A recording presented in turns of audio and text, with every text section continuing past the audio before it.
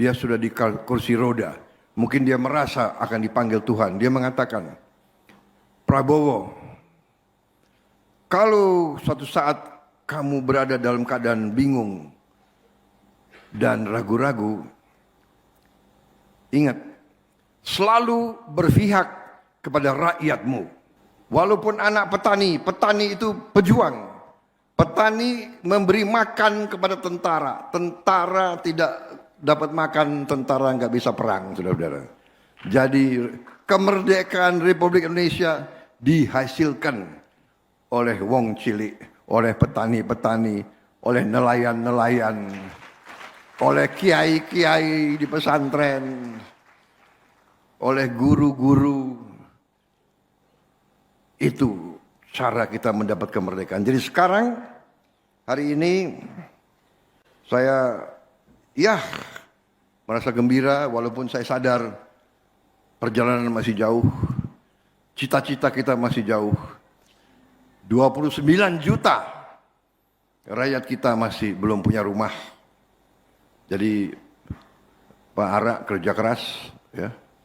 Semua menteri kita kompak, kita cari jalannya. Kalau ada kehendak pasti ada jalan, saudara-saudara.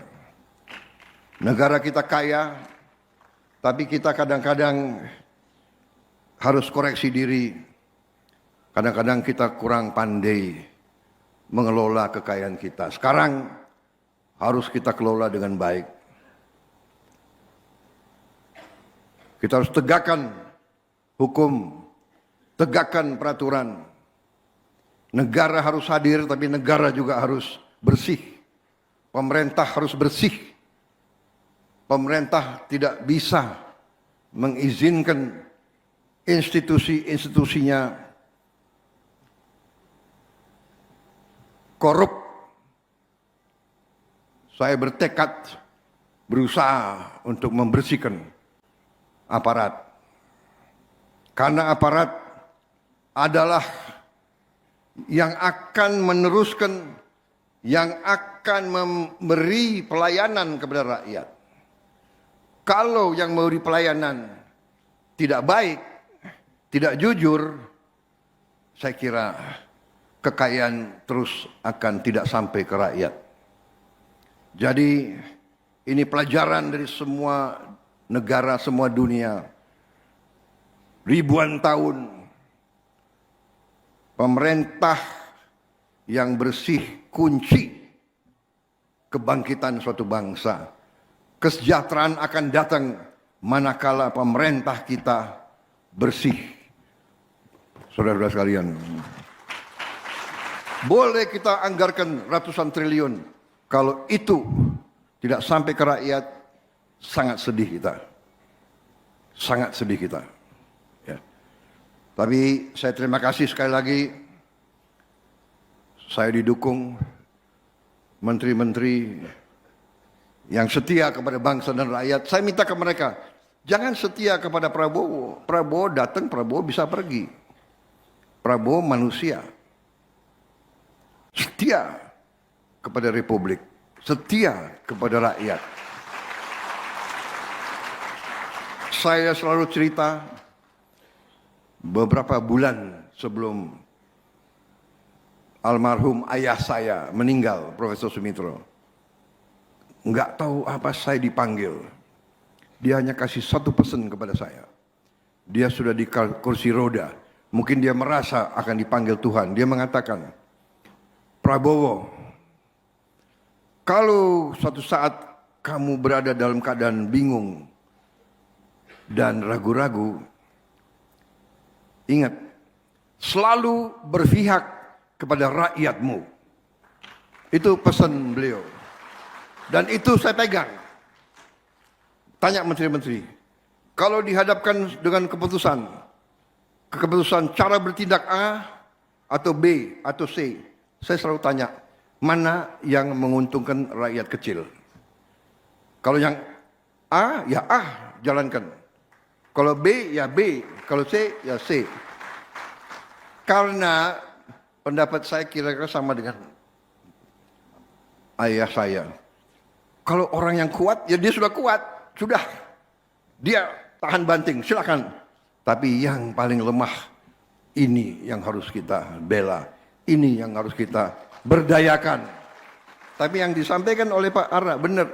Kalau yang paling lemah ini berdaya, ya dia akan hidupkan seluruh ekonomi. Ya. Saudara-saudara, makanya saya bertekad kita mampu menghilangkan kemiskinan. Kita mampu, saya sangat yakin. Tapi kita harus berhenti. Hentikan penyelundupan. Hentikan penyelewengan. Hentikan korupsi. Hentikan segala bentuk tipu menipu. Sudah lama kita jadi orang Indonesia, ya kan? Jangan markup gila-gilaan. Markup gila-gila sama dengan mencuri, saudara-saudara sekalian. Sama mencuri. Jangan karena pakaian bagus, pinter ngarang-ngarang di kertas, mau ngakalin pemerintah, ngakalin rakyat. Jadi saudara, sekali lagi terima kasih semua pihak yang berhasil hari ini, prestasi luar biasa, 50.000, 30 akad masal rumah subsidi. Dan ini, program ini dimulai dari Presiden SBY. Diteruskan oleh Pak Jokowi, saya teruskan, saya tingkatkan. Tidak ada pembangunan bangsa yang tidak dilakukan pada periode yang panjang. Kita di sini karena Bung Karno. Kita di sini karena Pak Harto. Kita di sini karena semua pemimpin. Saudara-saudara, harus kita sadari. Ya, kita harus sekarang menjadi bangsa yang matang, bangsa yang dewasa. Ya kan? Demokrasi Indonesia harus demokrasi yang lebih hebat dari demokrasi di tempat lain. Demokrasi kita adalah bersaing. Sesudah bersaing, kerjasama. Siapa nomor satu, siapa nomor dua, tidak ada masalah. Ya kan? Saya nggak ada masalah. Sidul jadi wagub di Betawi, benar nggak? Iya kan? Asal lo kerja untuk rakyat, ya nggak apa-apa. Mau merah, mau kuning, mau apa, yang penting kita semua kerja untuk rakyat, saudara-saudara ya. Nanti datang pemilu, pilkada, ya kita bersaing lagi, benar nggak? Nggak ada masalah, saudara-saudara, ya kan? Itu bangsa yang dewasa. Itu yang harus kita menuju ke situ. Saya kira itu, saudara-saudara, ini apa? Staf saya bikin pidato bagus banget ini. Tapi tadi laporannya Ara sudah begitu lengkap, benar nggak?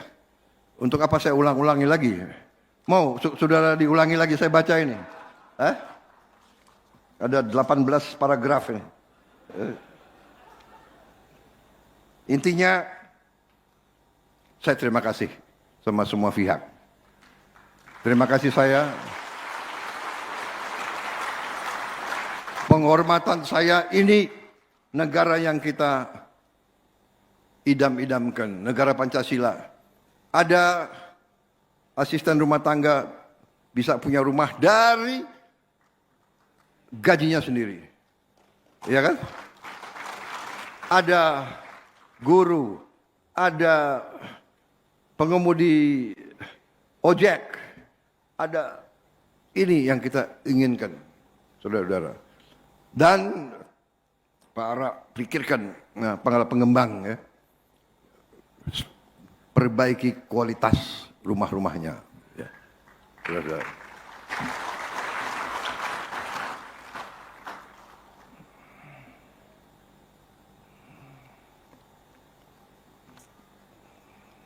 Terima kasih semuanya sekali lagi. Kita menatap masa depan dengan gagah berani. Pasti ada masalah, pasti ada tantangan. Semua kita hadapi dengan baik.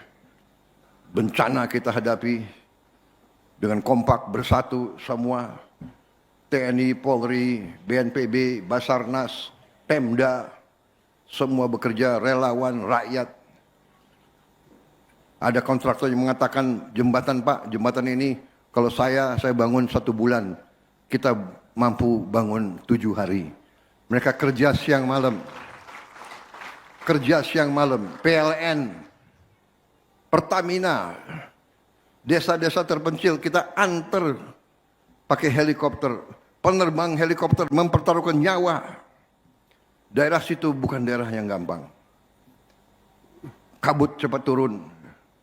Tapi memang kita bersyukur sebetulnya ya kita atasi nanti bencana, tapi daerahnya itu daerah yang sangat indah, sangat baik. Nanti saya minta stakeholder juga bupati, gubernur, saya akan kumpulkan sekarang nanti bagaimana caranya rumah kita bantu rakyat, tapi kita juga harus menjaga kebersihan desa, kebersihan kecamatan, kebersihan kabupaten, kebersihan provinsi. Kota-kotanya harus bersih, harus asri, harus indah. Caranya bagaimana nanti kita diskusikan, ya. Jadi kota-kota itu harus indah. Saudara-saudara, salah satu penghasil devisa uang yang paling bagus adalah pariwisata. Bagaimana kita berharap wisatawan asing datang ke Indonesia kalau kota-kota kita kumuh, kalau desa-desa kita tidak bersih. Jadi ini nanti habis tahun baru saya akan kumpulkan semua bupati, wali kota dan gubernur. Kita brainstorming, kita rembuk, kita kumpulkan juga rektor sama dekan-dekan. Kita cari. Saya berharap tiap provinsi, ibu kota, tiap ibu kota kabupaten ada tim arsitektur.